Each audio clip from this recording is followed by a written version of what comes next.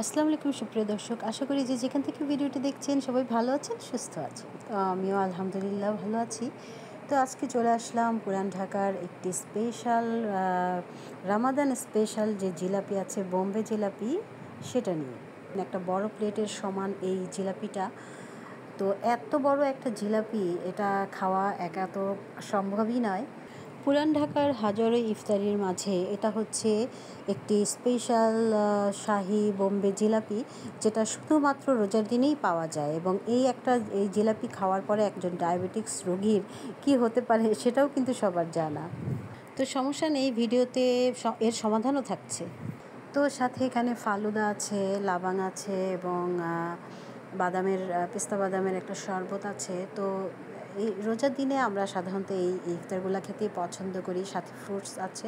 তো এই যে দেখেন, জিলাপিটার চারদিকের যে অংশটা আছে সেটা ভেঙে আমি এই বাটিতে রেখে দিচ্ছি, কারণ এই জিলাপিটা কোনোভাবেই রাখা সম্ভব না এভাবে। তো আমি এই বাটিটাও কিন্তু মোটামুটি বেশ বড়, তো আমি ভেঙে ভেঙে সেগুলো রাখছি। আমাদের বাসার যে দুইজন বয়স্ক কেয়ারটেকার আছেন তাদেরকে দিয়ে এবং আমার ঘরের যে হেল্পিং হ্যান্ড উজ্জ্বলের মা, সবাইকে দিয়ে আমি এটা খাবো।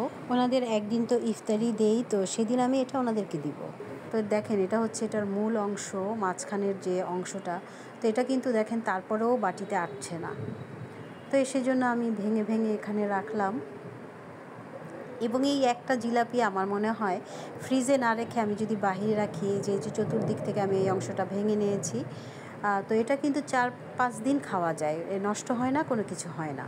তো প্রতি রোজায় একবার এটা আমার বাসায় আনা হয়। তো ইফতারির পরে এখানে আমি চা বানিয়ে নিচ্ছি। চা তো মাস্ট বি খেতে হবে। তো এই তো আমাদের চাটা রেডি হয়ে গেছে। আর এখানে আমি আমার ঘরে একটা সেটিংটা চেঞ্জ করেছি, খাটটাকে ঘুরিয়েছি। আর এই সাইডে হাঁটার জন্য, বারান্দায় যাওয়ার জন্য এটুকু জায়গা আছে। তো শুধু সারা মাস খেলে তো হবে না, আসলে আমার তো ডায়াবেটিক্স আছে, প্রেশার আছে, স্বাস্থ্য সচেতনও হতে হবে। তো আমি যে কারণে আসলে এই সেটিংটা করেছি, এবং এই যে এখান থেকে আমি এই একটুখানি জায়গা বের করেছি আর কি, এই জায়গাটুকু আমি বের করেছি। তো যে জন্য আমি এটা বের করেছি, আশা করি সেই কাজটা আমার এখানে হয়ে যাবে। তো যেহেতু আমার ডায়াবেটিক্স আছে, এবং শুধু ডায়াবেটিক্স থাকলেই না, প্রত্যেকটা মানুষেরই কিন্তু স্বাস্থ্য সচেতন হতে হবে, এবং হাঁটাটা খুবই জরুরি। আর এক্সারসাইজ তো আসলে খুবই জরুরি। এটা যে বয়স হলে এক্সারসাইজ করতে হবে এমন কিন্তু কোনো কথা না। তো অনেক কিছু ভেবেই আমি এখানে এই জায়গাটা বের করেছি।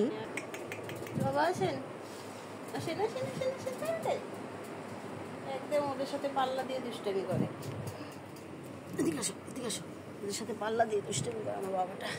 তো আমার একটা ট্রেডমিল কেনার ইচ্ছা আছে, তো সেই জন্যই আমি আসলে জায়গাটা বের করেছি।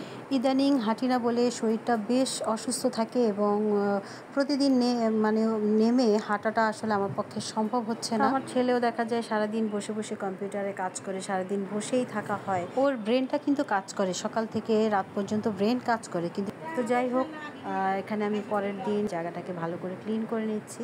তো এই তো ফাইনালি আমি ট্রেডমিলটা কিনে এনেছি, এবং যেই জায়গাটুকু আমি বের করেছিলাম সেখানেই হয়ে গিয়েছে। তো এই যে এক্সারসাইজ করার পরে এটাকে এভাবে উঠিয়ে রাখা যায়, কোনো সমস্যা হয় না। আর তখন এখানে এই গাছ টাছ রাখা যায়। তো যখন এক্সারসাইজ করতে হবে তখন এই গাছটাকে সরিয়ে আসলে এক্সারসাইজ, তো কোনোভাবেই হাঁটাটাকে কন্টিনিউ করতে পারছিলাম না, তাই আসলে এই ট্রেডমিলটা কেনা। সুস্থ থাকতে হলে অবশ্যই। তো সব মিলিয়ে এই হচ্ছে আমার আজকের ভিডিওটি। যারা আমার চ্যানেলটি নতুন দেখছেন তাদের সবার কাছে অনুরোধ থাকবে আমার চ্যানেলটি সাবস্ক্রাইব করে আমার পাশে থাকার জন্য। চলে আসবো নতুন ভিডিও নিয়ে, সবাই ভালো থাকবেন, আল্লাহ হাফেজ।